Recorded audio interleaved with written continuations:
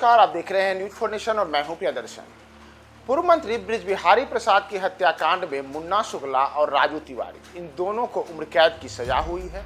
दोनों जेल भी जा चुके हैं, लेकिन जेल जाने से क्या कहानियां खत्म हो जाती हैं? तो कहानी यह है कि आखिर बृज बिहारी की हत्या हुई क्यों और बृज बिहारी की हत्या के पीछे प्लान M3 क्या था, यानी कि मुजफ्फरपुर, मोतिहारी और मोकामा का वह कौन सा कनेक्शन था जिसने बृज बिहारी जैसे ताकतवर को पुलिस की सुरक्षा घेरे में भी मौत के घाट छुड़ा देने में तनिक भर भी देरी नहीं लगाई। तो बृज बिहारी के हत्याकांड से जुड़े तमाम पर्दों को, तमाम पहलुओं को और तमाम पन्नों को अगर हम पलटें तो सबसे पहले मैं आपको वर्ष 1989 में मोतिहारी लिए चलता हूँ। और मोतिहारी से पार्ट 1 की यह कहानी शुरू होती है, जहां से सबसे पहले बृज बिहारी के खिलाफ एक ऐसे दबंग की छवि वाले व्यक्ति की शुरुआत होती है जिसने मोतिहारी में राजपूतों के वर्चस्व को समाप्त करके ब्राह्मणों के बुलंदी वाला झंडा गड़ा था। दरअसल 13 जून 1998 को पटना के इंदिरा गांधी आयुर्विज्ञान संस्थान यानी कि IGIMS में बृज बिहारी प्रसाद की हत्या हुई थी। लेकिन इस हत्या के पहले हम आपको एक कहानी बता रहे हैं वर्ष 1989 की, यानी कि मोतिहारी की, जहां आत्मसम्मान के बदले 3 मर्डर कर देवेंद्र दुबे ने अपना वर्चस्व कायम किया था। दरअसल बेटे के इंजीनियर बनने का सपना पूरा करने के लिए तब मोतिहारी के सिपाही जलेश्वर दुबे ने अपने तीसरे बेटे देवेंद्र दुबे का दाखिला मोतिहारी के इंजीनियरिंग कॉलेज में कराया। इसके पहले इंटर में फर्स्ट डिवीजन पास हो चुके देवेंद्र दुबे ने अपनी मेधा साबित कर दी थी, लेकिन कॉलेज में दाखिला होते ही कुछ ऐसा हुआ कि देवेंद्र पर आत्मसम्मान बचाने की और इस लड़ाई को आगे बढ़ाने का जुनून सवार हो गया। कहते हैं देवेंद्र दुबे को तब मोतिहारी के इंजीनियरिंग कॉलेज में पेशाब तक पिलाया गया था। जी हाँ, उस देवेंद्र दुबे को तब वहाँ पे पेशाब पिलाया गया था। और ये मामला तब शुरू हुआ जब देवेंद्र दुबे इंजीनियरिंग कॉलेज में पहुँचा तो उस दौरान वहाँ पे बड़े स्तर पर राजपूत जाति से आने वाले लोगों का दबदबा था। ऐसे भी पूरा का पूरा जो मोतिहारी था, उस मोतिहारी में उस जमाने में राजपूतों की तूती बोलती थी। और ऐसी स्थिति में आए दिन कुछ ऐसी घटनाएं भी होती थी जब कुछ मनचले किस्म के लड़के लड़कियों को छेड़ भी देते थे। और ऐसा ही एक मामला तब आया जिसमें कहा गया कि देवेंद्र दुबे के रिश्ते में आने वाली ब्राह्मण की कुछ बेटियों को जब राजपूत जाति से आने वाले 3 लड़कों ने छेड़ दिया तो उसका बदला लेने के लिए तब देवेंद्र दुबे ने कसम खाई। और नतीजा रहा कि उसने खुलकर विरोध किया, लेकिन विरोध उसका जो करना रहा, उस विरोध में तब देवेंद्र दुबे की जमकर पिटाई हो गई। और पिटाई ही नहीं हुई बल्कि कहा यहाँ तक गया कि अभय सिंह, लल्लू सिंह और तारकेश्वर सिंह नाम के 3 राजपूत बिरादरी से आने वाले लड़कों ने तब देवेंद्र दुबे को इस कदर पीटा कि उसे तब उसने पेशाब तक पिलाने से अपने हाथ पीछे नहीं खींचे। दरअसल पेशाब पिलाने की कोशिश वाली घटना ने देवेंद्र को तब हिलाकर रख दिया और अपमान का घूंट उस दिन देवेंद्र ने पी लिया, लेकिन बदले का खून सिर पर सवार हो गया। नतीजा हुआ कि पेशाब पिलाने का बदला खून से लेना तय किया गया। देवेंद्र ने इसके लिए सबसे पहले अपमान का बदला लेना पूरा करने के लिए हथियार जुटाए। फिर 21 जुलाई 1989 को अभय सिंह जब अपने 3 दोस्तों यानी कि लल्लू और तारकेश्वर तथा खुद एक स्कूटर पर बैठ करके जा रहा था, तब मोतिहारी के धनौती नदी पर बने एक पुल पर जैसे ही वे तीनों अपने स्कूटर से पहुंचे, वहां पहले से ही ओमनी कार में सवार देवेंद्र ने हथियारों बंद अपने तमाम साथियों के साथ अपने अपमान का बदला लेने के लिए वहां पे जो तमाम तीनों लोग थे, अभय सिंह, लल्लू और तारकेश्वर, इन तीनों पे टूट पड़ा।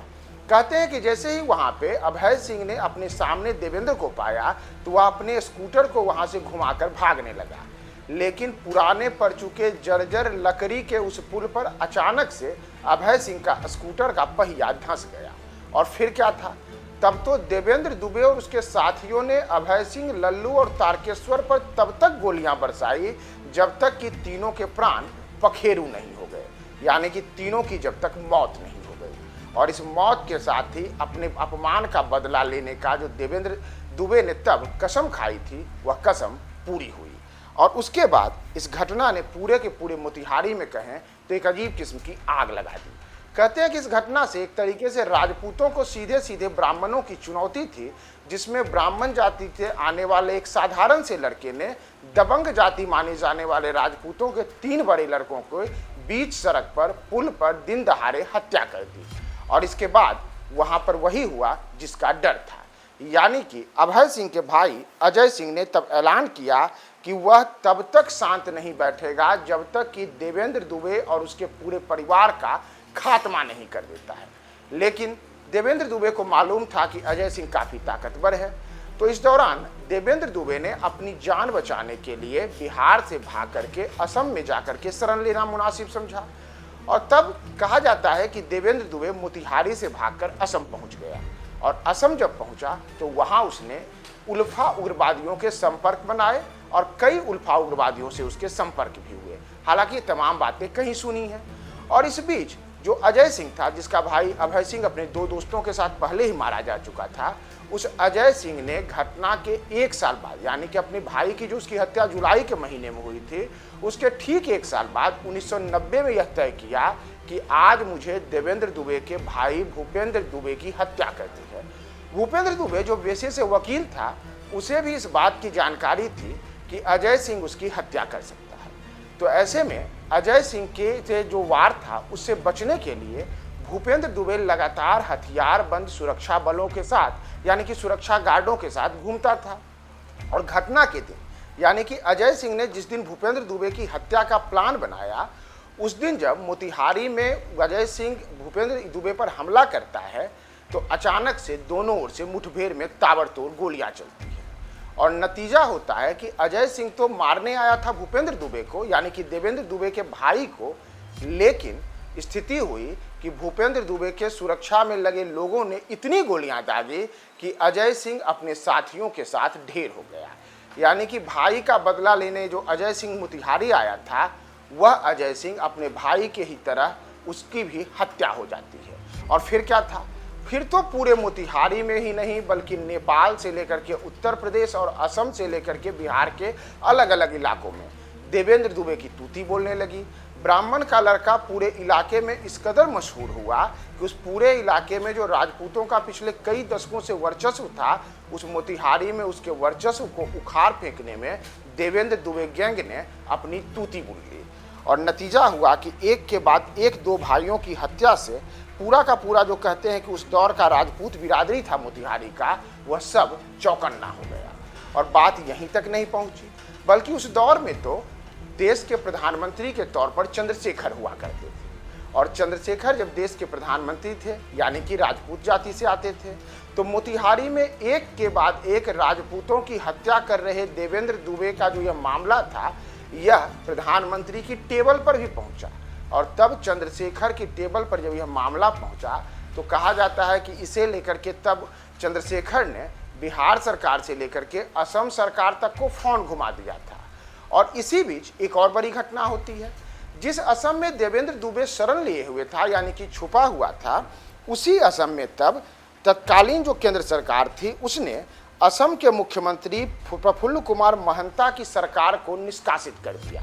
आरोप लगे कि जो प्रफुल्ल कुमार की सरकार थी असम में, वह उल्फा उग्रवादियों का समर्थन करती है। तो इसके साथ ही देवेंद्र दुबे के लिए अब तक जो सुरक्षित ऐशगाह असम था, वह असम भी अब उसके लिए असुरक्षित हो गया। और वहां से देवेंद्र दुबे ने भागने की कोशिश शुरू की। इसके पहले कि देवेंद्र दुबे असम से भाग करके बिहार आता या फिर नेपाल जाता या किसी अन्य जगह पर जाकर के शरण लेता, मोतिहारी का देवेंद्र दुबे मां कामाख्या देवी के मंदिर में पुलिस की गिरफ्त में आ जाता है। और वर्ष 1991 में देवेंद्र दुबे पहली बार पुलिस की गिरफ्त में आता है। और नतीजा होता है कि मोतिहारी का देवेंद्र दुबे अपने तमाम तो किस्म के उसके आपराधिक तब के इतिहास थे, उन इतिहास को समेटे असम में गिरफ्तारी होती है। और फिर उसे लेकर के बिहार पुलिस बिहार आती है। तो मोतिहारी में ये पूरा का पूरा जो मामला हुआ, इसका तार आखिर ब्रिज बिहारी से कैसे जुड़ा, ब्रिज बिहारी के हत्याकांड से ये कैसे मामला जुड़ा, तो इसके लिए हम आपको अगली कहानी में बताएंगे कि वर्ष 1991 में जिस देवेंद्र दुबे की असम में गिरफ्तारी हुई, वह आखिर आगे चल के कैसे ब्रिज बिहारी के लिए सबसे बड़ा खतरा बना। और फिर इतना ही नहीं, वह देवेंद्र दुबे बिहार का विधायक भी बना और उसके बाद उसकी हत्या भी होती है। और फिर उस हत्या के बदले में ब्रिज बिहारी का भी शव आ जाता है। तो पूरा मामला हम आपको अगले एपिसोड में बताएंगे, अगली कहानी में बनाएंगे। आप बने रहें हमारे साथ न्यूज़ 4 नेशन।